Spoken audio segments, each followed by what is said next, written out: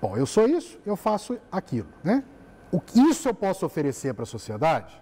Então, vai respondendo aí. Hoje, vocês estão vendo que hoje eu nem peguei microfone para poder o abatimento aumentar, para andar aqui por aqui com o microfone, né? Mas uma coisa eu observei, as cadeiras da frente continuam vazias. Não tem jeito. Mas continuem à vontade e participando assim, né? No sentido de acompanhar a aplicação do raciocínio. Então, terceira pergunta, o que você tem para solicitar da sociedade?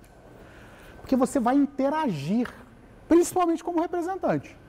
Então, bom, eu sou isso, eu faço aquilo, eu tenho a oferecer um trabalho para alcançar resultados em políticas públicas, mas para isso, olha a conexão de uma pergunta com a outra, mas para isso eu tenho que pedir algo à sociedade, informação, eu tenho que pedir análise, né, posicionamentos, né, que vem via informação, ou até documentos, dependendo da situação.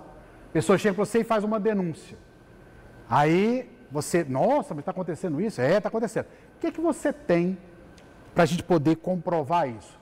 Não tenho nada não, foi o fulano do Altas Horas que me disse, foi meu amigo, né?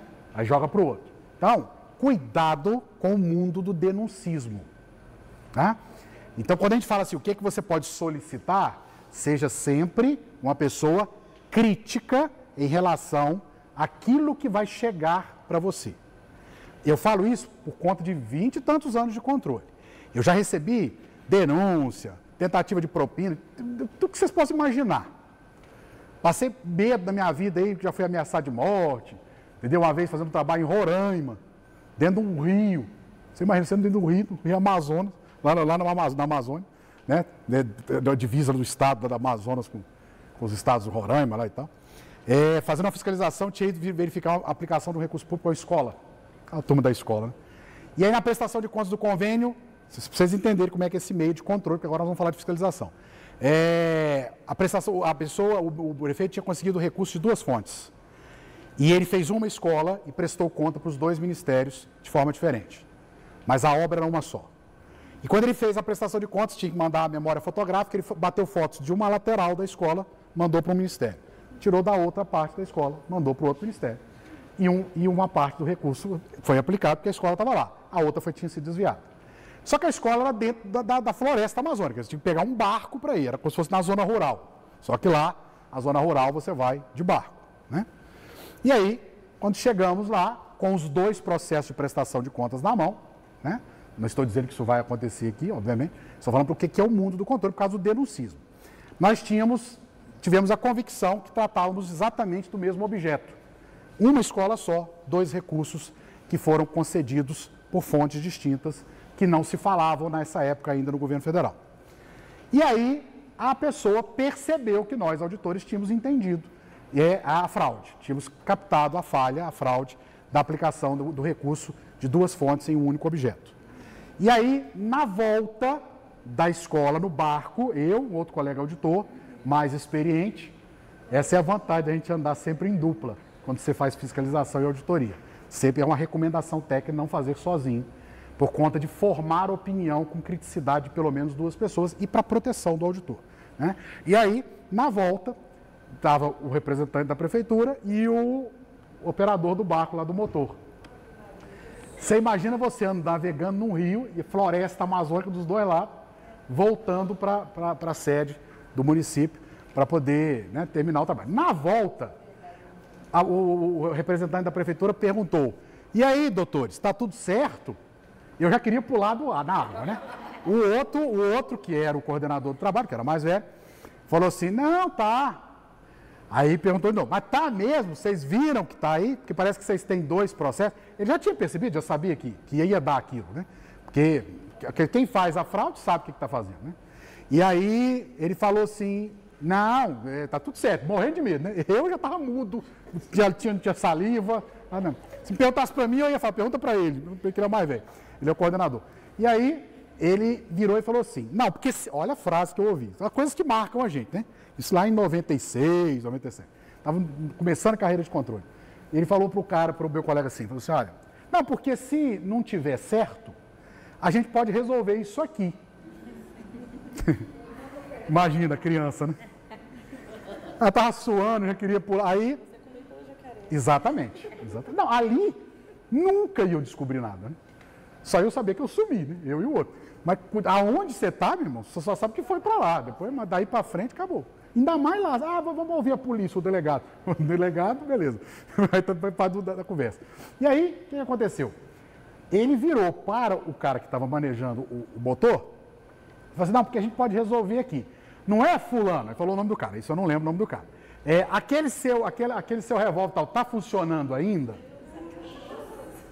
Aí o cara bota tranquilidade. Tá assim, aquele que a gente mata jacaré, falou jacaré. Tá, aí pegou, abriu uma bolsa, pegou um revólver. Falei assim, testa ele aí. Aí ele deu um tiro pro meio da floresta, assim. Na hora que ele tirou para lá, eu já pulei para cá, deu uma vontade. Suava frio, igual, eu estava desesperado. Né? E o colega tentando manter uma seriedade. E eu falei, eu tenho que aprender muito ainda, eu estou só no início meu, né? O cara, uma serena, o colega, né? Eu desmaiando. Aí, o cara, não, porque se não tiver certo, esse revólver pode apontar para outro rumo. Mas o cara já tinha o texto montado na cabeça dele. Aí ele, mas por quê? O colega com tranquilidade. Não há essa necessidade, está tudo certo. É o que nós sabemos. O outro, cada prefeitura falou, porque a gente sabe que está certo. Exatamente. Bom, voltamos, né? Fomos visitados depois no hotel, se o recado tinha sido bem dado, tivemos esse complemento. Voltamos para Brasília, né? Isso é porque eu fazia o trabalho na CGU em Brasília, na Controladoria da União em Brasília. E nós tivemos que tirar esse trabalho da gente, para ter o risco de alguém, mesmo dessa distância, né, talvez ter algum tipo de retaliação. O trabalho foi feito por outros auditores, nós tivemos que dar um espaço de tempo entre a ida nossa, né, tudo segurança de auditagem, para depois outros auditores pegarem as evidências e abrirem uma tomada de conta especial para imputar o débito àquele gestor para devolver o dinheiro. Então, todas essas cautelas foram tomadas por conta disso. Então, são situações que a gente vive, né, que mostram que o meio do controle, ele tem riscos de operação. Mas, neste caso, é uma situação pontual que envolvia o dolo, envolvia a má-fé. O que a gente vê muito são denúncias, e vive muito, são denúncias vazias, sem comprometimento, às vezes com muita intenção política de prejudicar a imagem de determinada pessoa. Não estou fazendo aqui apologia a nenhum tipo de partido, a situação local, né? Nada. Estou falando do meio de controle. Então, vocês, como conselheiros, fica a informação, eu estou falando por conta disso. Quando tiverem contato com algo, com algum elemento de denúncia, né, alguma informação que chega de uma fonte que às vezes não é segura, né, tenham criticidade para avaliar a informação. Porque nós trabalhamos no mundo do controle e do mundo do julgamento com o conceito de evidência. Evidência é a prova cabal, a prova segura. E achismo não cabe para julgar e condenar ninguém. Então, se você está aplicando errado, ok, por que está aplicando errado? Cadê a prova que aplicou errado? Ok, então traz para mim, ele comprou isso, não era para comprar isso. Então comprou mesmo? Deixa eu ver se comprou. Comprou. Agora eu tenho evidência que aplicou o dinheiro fora da norma legal. Então aí a coisa muda. E outra coisa, tenham cautela. Não façam barulho, não é para sair gritando. Descobri uma falha do gestor. Não é isso, a gente não existe para isso. Você tem que ter respeito e ética, porque senão você mais atrapalha do que ajuda. E a ação fiscalizatória, ela passa por situações assim em alguns momentos. Né? Como que eu vou abordar? Eu estou diante de um problema. Tenha cautela. Procure ajuda, tem o Tribunal de Contas, tem o Ministério Público, está acontecendo esse fato. Mas antes de tudo, analise você, critique você a qualidade da informação que você está recebendo e dos documentos que você está recebendo. Tá? O que hoje a gente não aguenta mais no mundo do controle são as denúncias vazias, principalmente as anônimas, que as pessoas se escondem atrás dos meios tecnológicos para jogar a informação e sair correndo, e aí você tem que ainda, como órgão de controle, dar algum tipo de posição. Você não sabe nem para quem, porque a pessoa não se apresenta. Então, estejam atentos à criticidade de vocês. Isso aqui tem fundamento. Se não, eu não tenho suficiência de informação, vou buscar informação complementar. Porque sinalizaram problema aqui. Ok, isso você precisa fazer como trabalho, mas sempre autocriticando. Isso é suficiente ou não é? É uma evidência ou não é? Ou é só um indício? É a diferença entre o que é comprovado do que é suspeito. Nós não julgamos algo que é suspeito, nós julgamos fatos que de fato são comprovados como falhas, como provas de que erros foram cometidos, certo? Com má fé ou sem má fé. Nem todo erro é com dolo, né? Nem todo erro é intencional para má fé. Você vai ter erros por despreparo, por desconhecimento, que o conselho sinaliza a necessidade de correção, e aí a gente corrige, e o máximo que poderia ter, talvez num caso desse, é uma multa por descumprimento a uma norma, mas não foi intencional, não foi prejudicial, né? Então a gente, vida para frente, vida que segue, e vamos corrigir aquele erro pontual para não acontecer de novo. Isso acontece demais. O conselho pega muito erro formal, né? Por descumprimento à norma, o gestor errou, mas não errou por má fé. Então, quando ele errar por isso, não venha com 10 pedras na mão, é um absurdo você errou por isso. Todo mundo que trabalha está passivo a erro. Então a gente não pode ser o algoz dos outros. Nós temos que ter a análise crítica do tipo de problema que está sendo enfrentado. Ok? Bom, continuando. O que você tem então para solicitar da sociedade, acabamos de falar, o que você tem para oferecer para a prefeitura, né? O que você tem para solicitar da prefeitura, então vai pensando aí, né? O que você tem a oferecer para outros conselhos.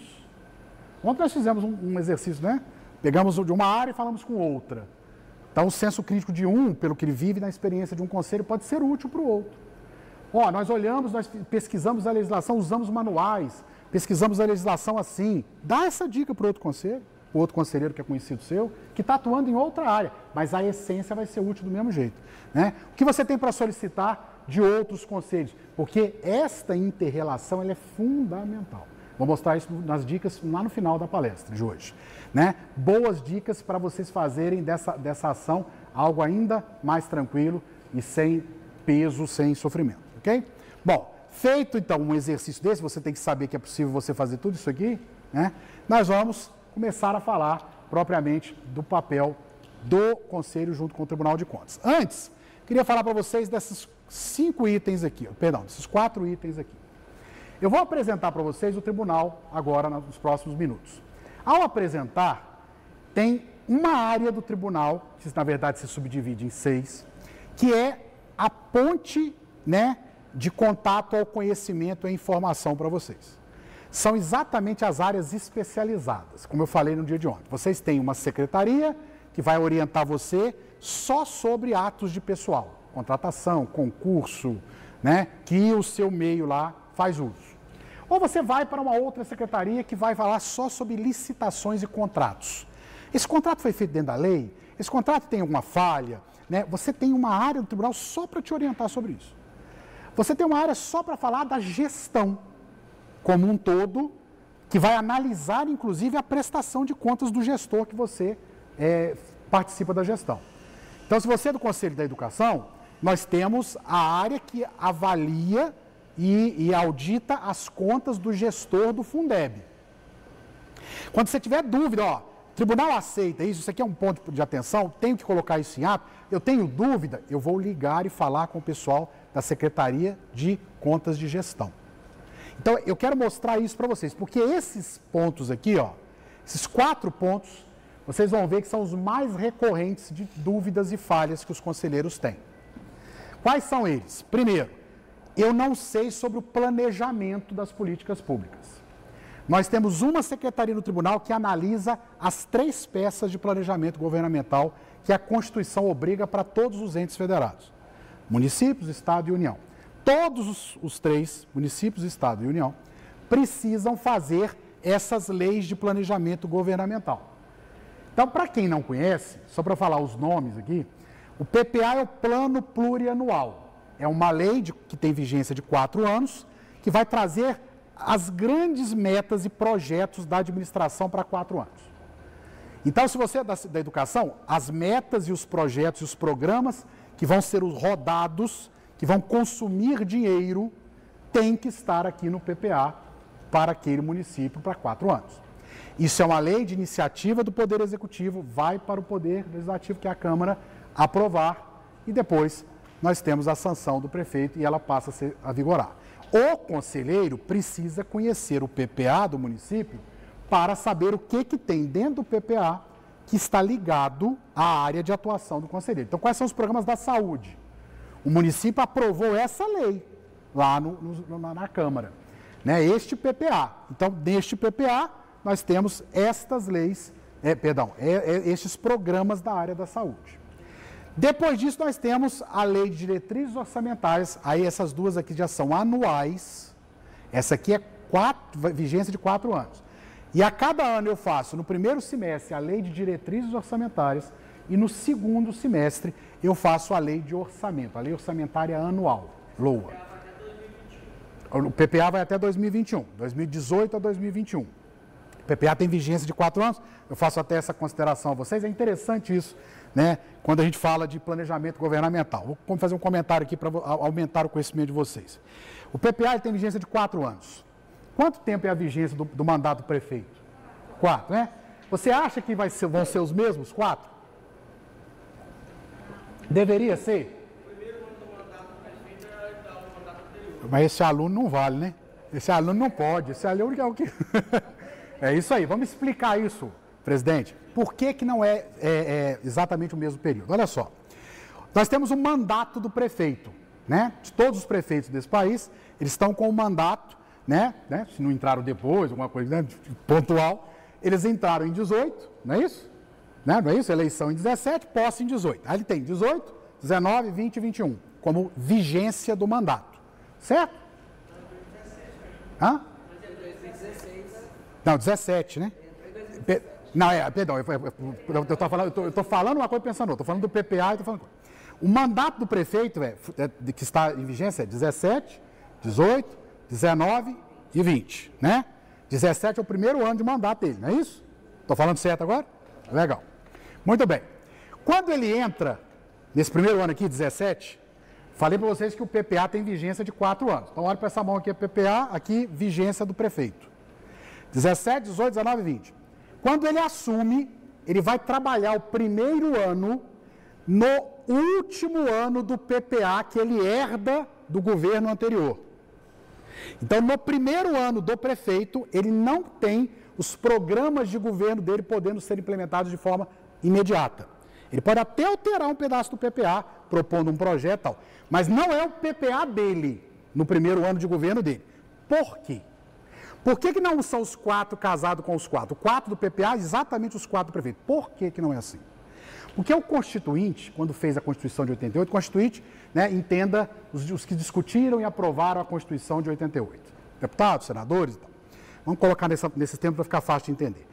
Ele pensou assim, se eu no primeiro ano não deixar o governante, prefeito, experimentar os programas de governo que estão em execução, eu posso cometer uma falha aonde esse prefeito vai cortar tudo que do prefeito anterior e já colocar os dele, sem experimentar se tinham bons programas em execução. Então, ele propositadamente, ele deslocou um ano para o lado. Ele colocou que no primeiro ano, o prefeito, o governador ou o presidente da República tem que trabalhar em cima dos programas que vieram da gestão anterior. E também tem uma lógica, porque se for bom, tem que continuar. Por que vai cortar só porque era do anterior?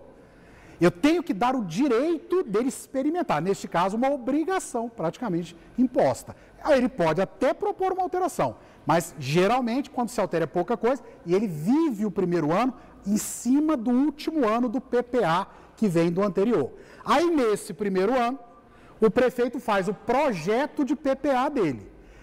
Aprova, faz o rito da sequência, vai para o legislativo, depois ele sanciona, e aí o PPA do prefeito, no caso que está em vigência, vai pegar o segundo ano de mandato, então aqui, ó, casa aqui, ó, 18, 19, 20 e 21. O PPA aqui, ó, o 21, vai pegar a nova gestão que vier a partir de 21. Então, o primeiro ano de mandato do novo prefeito, se houver substituição, né, não sei como é o caso aqui, se vai ser reeleição, não sei.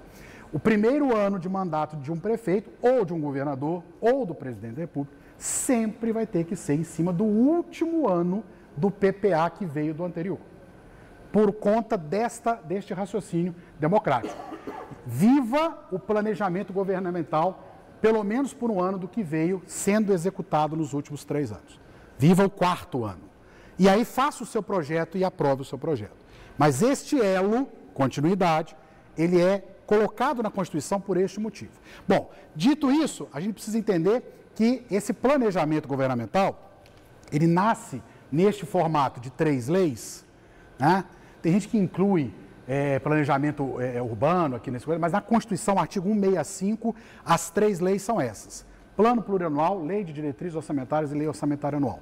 Só para você entender então, para quem nunca viu, né, ou teve pouco contato, aqui eu tenho as grandes metas e diretrizes da administração para 4 anos, os programas de governo estão aqui. A LDO, a cada ano, no primeiro semestre, dá as diretrizes, por isso que esse D aqui de diretrizes, as orientações para distribuir o dinheiro que vai vir no texto da lei orçamentária anual. Primeiro semestre eu falo, ó, esse ano, para cumprir o PPA, eu vou gastar dinheiro na educação para construir 2 escolas. Mas a diretriz do primeiro ano, a LDO, a lei de diretriz, fala o seguinte, vamos arrumar o terreno e fazer a fundação. É só o que eu consigo fazer no primeiro ano. Tá? Então eu dou a diretriz com esta finalidade. Aí vem o orçamento, que é a lei que distribui o dinheiro e coloca recursos para fazer o cumprimento dessa diretriz. Bom, entenderam a lógica? Vamos para o papel de vocês. Você é conselheiro da educação. Você precisa conhecer as metas e programas da educação que estão no PPA e a cada ano você vai acompanhar quais foram as diretrizes, inclusive participar das discussões das diretrizes para distribuir o dinheiro para os programas da educação. Aí, ó, o dinheiro da saúde, dentro desse dinheiro que vai para a saúde, tem recurso para comprar cadeiras de roda? Que aí é lá na lei do orçamento, é a hora que eu defino para como eu vou usar o dinheiro. Eu tenho recurso garantido para respeitar uma vontade que o Conselho mostrou. Então, quando eu estou fazendo planejamento, falei que o Conselho atua no planejamento, eu preciso participar da construção do projeto de orçamento. Também do projeto de lei de diretrizes orçamentárias do PPA. Isso é o momento em que há a participação, nestes exemplos, do Conselho atuando no planejamento. Então, vocês trazem informações, elementos que foram discutidos junto com os demais conselheiros para a construção dessas peças. Agora, vamos lá. Zanzoni, tenho dúvida, não sei como é que eu faço, gostaria que fosse assim, me orienta. Bom, aí você tem uma secretaria no tribunal só que trata de assuntos de contas de governo, aonde o planejamento é o ponto-chave. Esse PPA, o prefeito tem que cumprir tudo que está lá? Como é uma lei, como é uma lei, a gente tem que cumprir o que a lei nos determina. Se ele não puder cumprir, por alguma dificuldade pontual, por exemplo, o recurso que foi previsto não foi arrecadado. Então, ele pensou em fazer tudo isso com isso de dinheiro. O dinheiro não entrou, eu não vou conseguir fazer tudo. Ele pode explicar e justificar aos órgãos de controle por que ele não executou o que a lei mandava. Aí isso vai ser avaliado, dependendo do tipo de justificativa, se ela pode ser aceita ou não. Então, por exemplo, eu falo que houve perda de arrecadação, por isso eu não fiz o planejado. Aí nós vamos na contabilidade e vemos que a arrecadação aumentou. Então o argumento dele é furado. Então ele vai ser responsabilizado por não ter cumprido que a lei, né? Porque a lei, gente, é para ser cumprida, né? E ela porque o que eu falei para vocês? A gente nem conhece PPA. Isso. Por isso que o conselho tem que se aproximar para ter acesso a essa lei. Aí vai pegar a parte, por exemplo, da educação, a parte da saúde. Você não vai estudar a lei inteira. Quais são os programas de governo de educação definidos no PPA? Então eu vou estudar os programas. Esses programas têm atividades, têm ações, têm metas. Está tudo na lei.